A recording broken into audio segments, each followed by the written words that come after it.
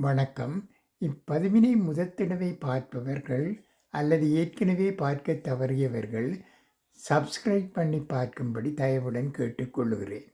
தத்துவங்கள்.